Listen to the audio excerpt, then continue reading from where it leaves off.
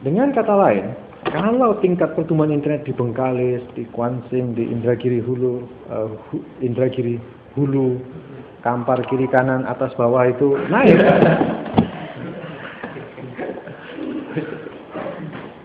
Pertanyaan saya adalah, apakah gagasan sudah siap? Apakah bahana sudah siap? Aklamasi. Satu lagi apa ya? Visi. Terus? Tekad. Karena begini, bila penetrasi internet sudah lebih dari 5%, orang tidak akan mengandalkan suatu kabar lagi buat membaca breaking news. Search itu akan membuat orang, saya mau tahu apa misalnya Gaddafi, saya akan cari lewat internet. Saya mau tahu Papua, saya akan cari lewat internet. Mau disensor, kita ntar suatu saat internet akan melewati sensor negara. Sekarang ini saya suka sekali mengecek sensor di Riau gimana, di Kuansing gimana. Sekarang masih efektif. Ada beberapa website yang menurut saya menjadi indikator sensor, Playboy misalnya, itu bisa disensor di Riau. Nah, Walter Lippmann memakai teknologi gatekeeper untuk jurnalisme pada awal abad ke-20. Jadi dulu yang disebut jurnalisme itu kayak menjaga masyarakat supaya tidak mendapatkan hal-hal yang negatif gitu ya. Dan itu dijaga. Dengan keberadaan internet, semua dibuka. WikiLeaks membuka semua dokumen negara Amerika. Omainius di Seoul mengatakan semua warga adalah wartawan. Obama itu menang bukan lewat TV-TV. Pidato dia itu ditonton orang lewat YouTube. Nah, tapi Bill Keller mengatakan sekarang juga ada tsunami informasi. Kalau air bersih kita minum enak, tsunami ini mematikan.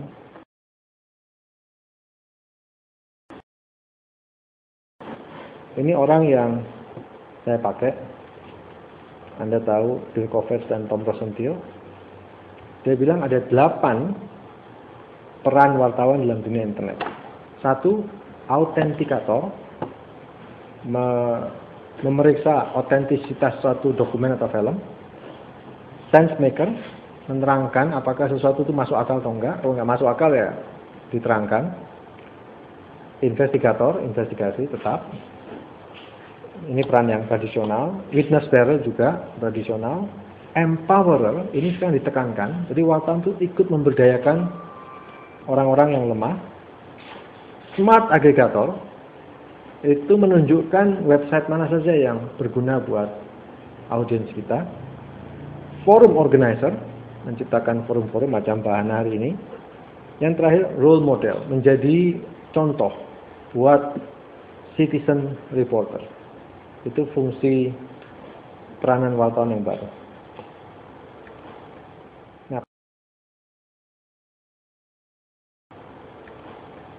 Nah, pendekatan ini harus diubah. Pendekatan teknologi cetak. Cetak kan laporan utama, sidebar, foto, headline, grafis, dan full quote.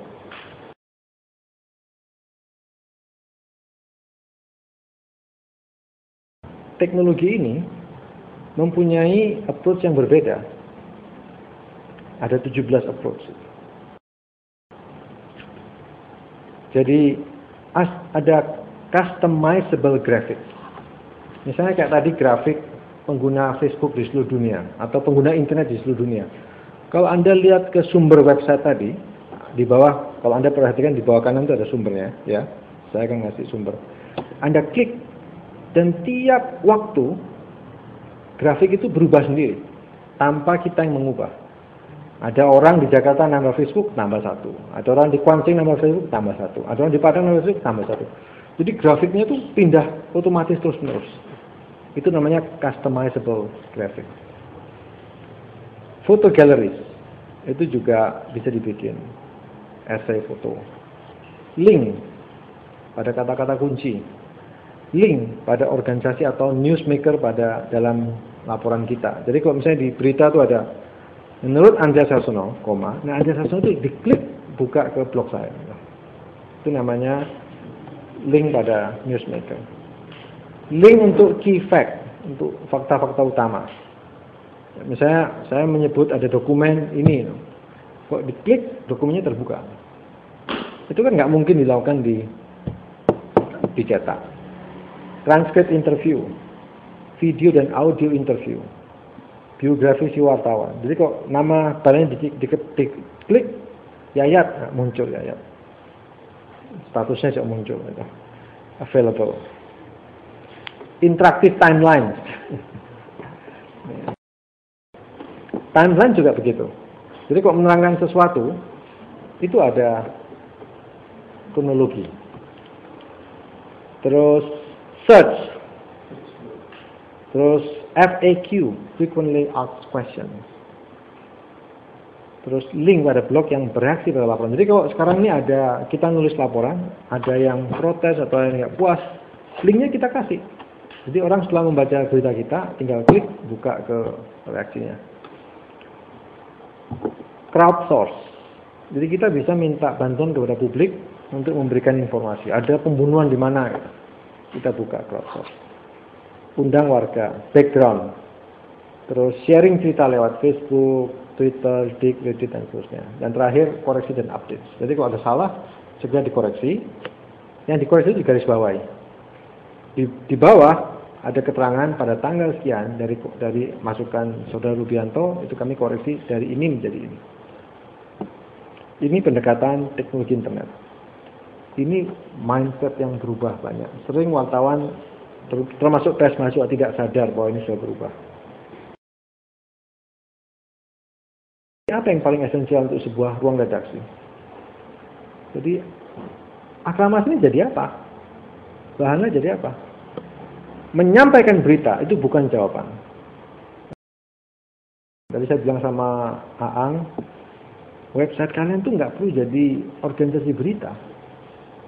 Itu hanya salah satu bagian dari fungsi website sekarang. Bahannya itu tidak hanya menyampaikan berita sekarang, tapi juga bukan hanya menyampaikan cerita. Misalnya ada orang, anak yang lahir cacat, kita ceritakan orang simpatik nyumbang. Yang jadi esensi peranan wartawan adalah jadi penyebar pengetahuan, knowledge creator and disseminator.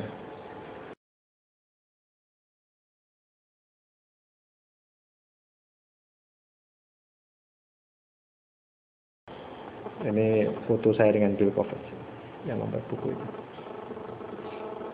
Jadi menurut dia, jurnalisme harus tumbuh bersama dengan demokrasi. Keberadaan internet ini bisa mengancam demokrasi karena terlalu banyaknya orang-orang yang ngawur di internet.